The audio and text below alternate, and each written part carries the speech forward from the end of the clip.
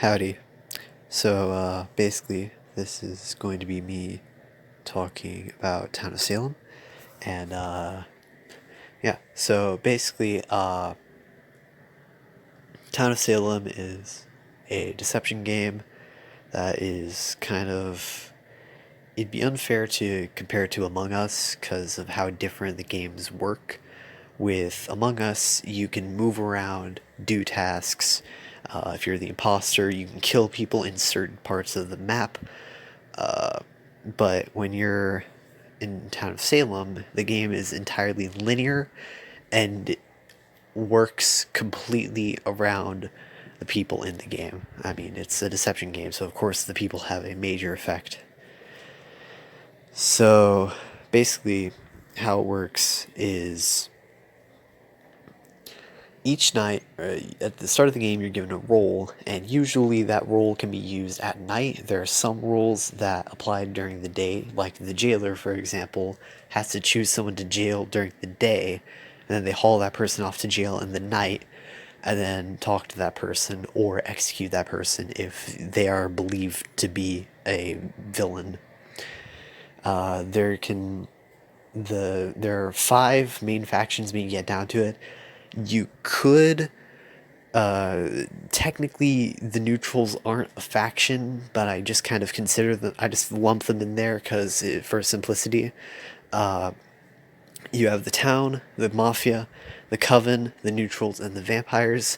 The different factions depend on what game modes you play. Like the coven can only be faced off with in the coven, which is a sort of it's sort of an expansion, but you have to pay for it, or you have to play 25 regular games of Town of Salem in order to get one free game, which is a bit much. But I mean, if you, I mean, Coven's a pretty good expansion if you want it.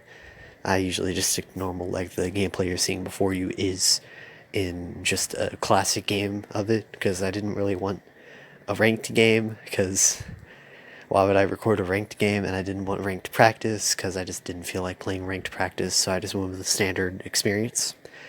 Like, as you can see here, I'm playing the mafioso. I'm just kind of like trying to, not be suspicious. I'm really quiet when I play the games. The only time I'm really active in the chat is when I'm in an investigative role or posing as an investigative role. That's really the only times I'm ever active. Or if I'm confirmed, I don't have to worry about being about suspicion throwing onto me. Usually, you can get away with being quiet, but sometimes people won't buy it and will immediately go after you. So you kind of have to look out for that. I usually just play the quiet game. I usually just sit at the sidelines, watch people tear each other's throats out, and then come in and do my dirty work. If I'm a townie, I'll still probably be silent just to have, suspicion thrown off of me until it inevitably gets to a point where either I'm jailed or not. I was lucky enough in this game to have the jailer die early, so they never got the chance to kill me, or never got the chance to jail me and figure out who I am, nor my comrades. It's good that they died early, because best case scenario for mafia or any role that isn't town, jailer dies night one, because the jailer is an extremely huge threat. It's also an extremely anxiety inducing one to play, like as in you play the jailer. It's really fun when you know what you're doing. A lot of the times the jailer will just ask you for your role, your will, because in the game you have a will. You are expected to write information down in the will, so when you die, people can see that information. You can also, with the press of a button, upload your will to the chat, and everyone can see your will and what you've typed in it. Or you can just post part of it if you copy and paste it, but usually you just kind of shoot it all up there because you may as well. So the problem, there's many problems for when you're not a townie, because you're expected to claim, which is basically it's not within, like, the game doesn't force you to, but it's the meta to ask people for their claims, because just by a person's claim, you can start to see holes, because there's a list of roles that each person could be. If there's only one town killing confirmed role, and you claim a town killing role, but somebody else has already been confirmed as a town killing role, this means you are fucked. Because they will immediately be like, there's no way you can be this role. Get him up there, lynch him. And so like a problem with a lot of like people just starting out in Town of Salem is chances are they won't know a lot of what people are saying, because they will say shit like CC, LO, TP, TI, whatever. You kind of like have to like do some research onto the game before you actually play it. It's kind of confusing, but that's just kind of how it goes. There's not really a way around that, I'm afraid. It's just kind of how it has to be. So, basically, like, I don't think I've fully explained how to play the game, though, so I'm going to go back to that real quick. So, basically, you get a roll during the night. You can use that roll. It could be, if you're a medium, you can seance the dead. You have to decide this during the day, though. And then you'll get to see into the dead chat, and every person who's dead there can talk to you, and you can talk to them, and you also remain anonymous, I assume, so that way no Discord call cheaters or just, anyone using external applications can cheat, which makes sense, and be like, hey, this guy's the medium, and, that makes sense that it would keep anonymity. So that's kind of how it goes. Medium can look into the dead chat if they choose to. This is a limited thing that they can do, so you have to like make it last. And also, medium is extremely useless if everybody leaves the game when they die. So, yeah, have fun. And when medium dies, they can also seance someone and be like, okay, here's the deal. And when medium dies, they can seance someone and talk to them and be like, hey, so basically, here's what you need to know. Take this information, bring it up with the town and stuff. So, I'm trying to think here. So basically, like, when you claim, usually, if there's multiple town investigative roles, do not claim something outside of the 3 that you can be. And, like, here's the issue with that. So basically, there's a role called the investigator. The investigator, when they search you, it shows that investigator 3 roles that you could be. Your role will appear in this, along with 2 other roles. You are guaranteed to be one of the 3 roles, or one of the 4 roles, because sometimes it's 4, sometimes it's 3. Depends on what the role is. So 3 to 4 roles will appear. You are guaranteed to be one of those roles, but the investigator can only mark down the ones that they know you could possibly be. There's a buffed version of the investigator called the consigliere. And the consigliere, or consig, as most people refer to it as, it's basically buffed because they just immediately know what role you are. But this is a mafia role, and it makes sense within the context of the mafia only has 3 to 4 members. Town has more than that, especially mostly at the beginning of the game, but Town has a lot of people in it, and anyone can be evil. So of course the investigative, or like the mafia version of the investigator is a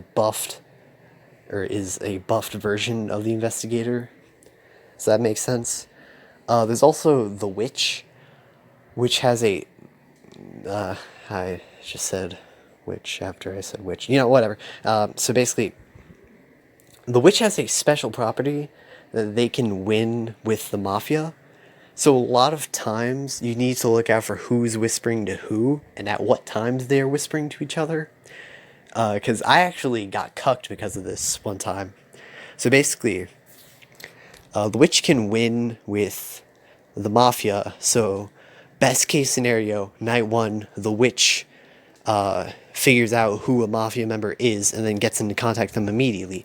But if you do it way too soon, it'll become very obvious that the witch is whispering to you. And here's what happened.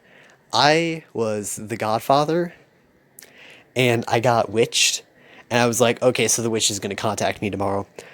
Right on cue, the witch whispers me and says, "Sup, I know you're the godfather." And I'm just like, "You're a fucking idiot. You're an absolute fucking idiot. Why are you whispering to me so early?" And then I got jailed. And then the jailer was like, "What did he whisper to you?" And I couldn't come up with a convincing lie. Because, like, I could have said they were asking for my claim, but that would have been. That would not have flied. The jailer would have known that was BS and killed me anyway. So I was just like, "Your mom," and then they killed me.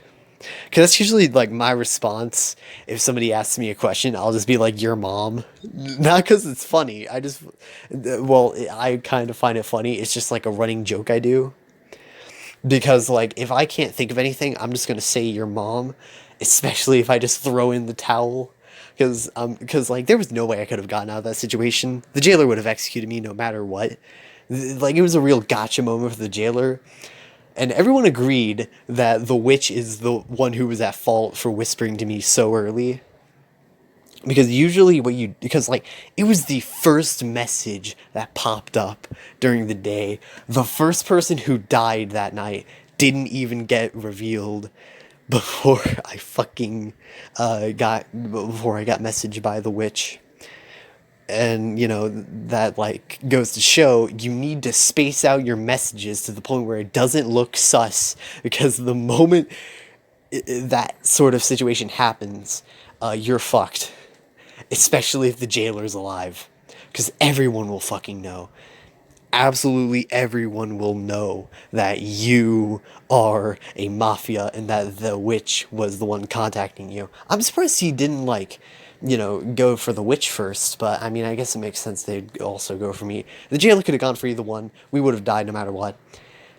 And like, what's funny is like after me and the witch both died, the town was just like, "Yeah, that witch is fucking stupid. That was a terrible witch." And I was like, "Yes, yes, they are." Because it was a good game. It was not perfect. It was a little scuffed, but it was a good game so far. And that fucker just came in and swooped down and just fucking ruined everything. And I couldn't do anything about it. And it was the worst feeling. But that's the fun of this game. The people in it make up the game.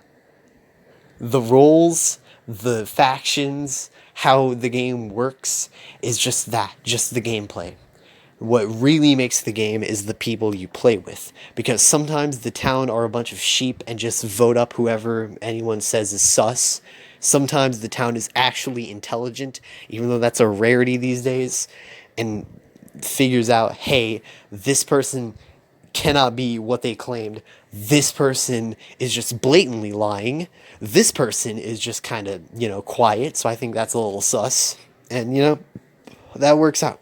And, and I know I'm just rambling on about how much this game can either fuck you over or make your day. A good game in Town of Salem can just brighten up your day. You could have a shit day, but you could get like a perfect Mafia game. This is not a perfect Mafia game, what you see before you. It's scuffed as shit, but we still won, thank God. But, a really good game can just completely brighten your day because you're just like, yes, yeah, I earned that win. Here, I was like, yeah, I kind of deserve that because I got cucked by the jester. Like, I absolutely got cucked by the jester. Because what happened was, I guess one of the dead people said, "Hey, 15 is Moth, kill him." And he just kind of listened. Obviously, it was my fault for bringing up the idea of executing him, because it was at the end of the day my fault. Basically, the jester is kind of. I actually should have talked about this before, but the neutrals are the most interesting because they are either the serial killer, werewolf, juggernaut, plague bearer, jester, Executioner, Witch. I think those are all the 6. But basically, obviously, they're like certain game mode exclusive.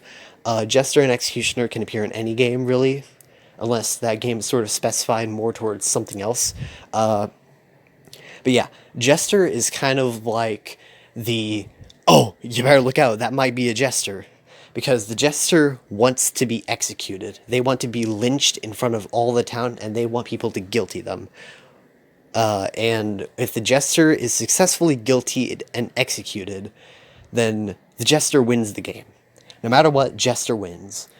But they also have an added ability of killing anyone who was lynched, or anyone who voted guilty or abstained. They cannot kill people who inno, or innocent.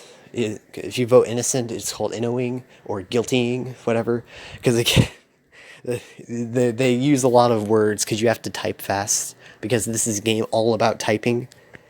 So you have to type pretty fast, and if you don't, you're fucked.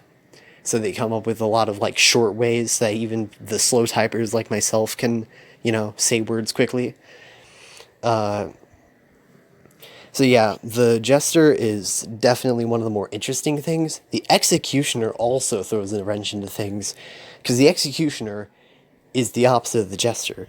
Instead of being want to lynched, they want to lynch someone else.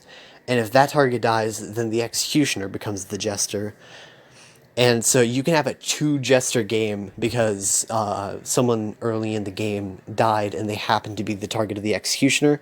That's what happened in this game, is that 12 was also a Jester, and I got killed by who was previously the Executioner.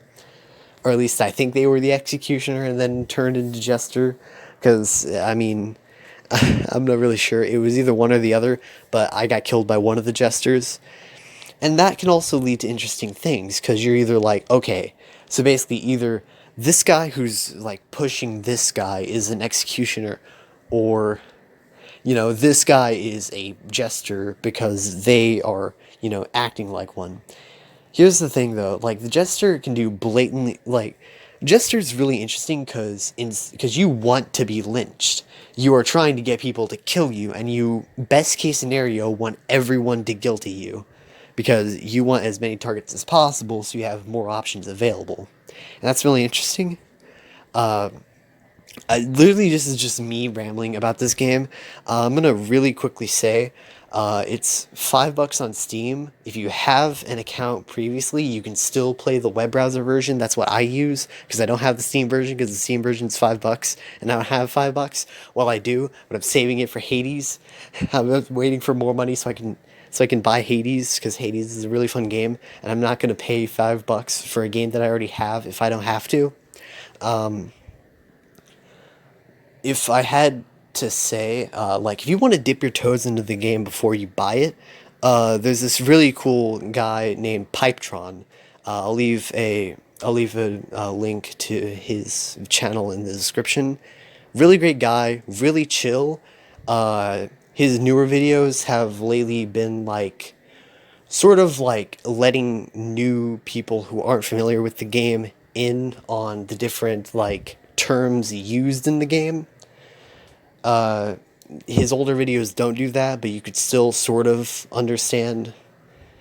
His newer videos are definitely yeah, they keep his old audience, but it's also sort of to, hey, if you're new to the game, this is what this means. And I think that's really great. I'm saying this now because I think Pipetron's one of the best ways to get into the game without buying it yourself first. Overall, definitely go check him out if you're interested in getting the game. It's really fun, and also Pipetron's just great at the game in general. So yeah, with that being said, my name's Lonk, and I'm heading out. See ya. So I really wanted there to be gameplay footage in this, but it was taking up so much memory that I couldn't upload the video unless I got rid of the gameplay footage. So keep in mind this video was made with the context of there being gameplay footage. I didn't want to re-record everything, so just deal with it.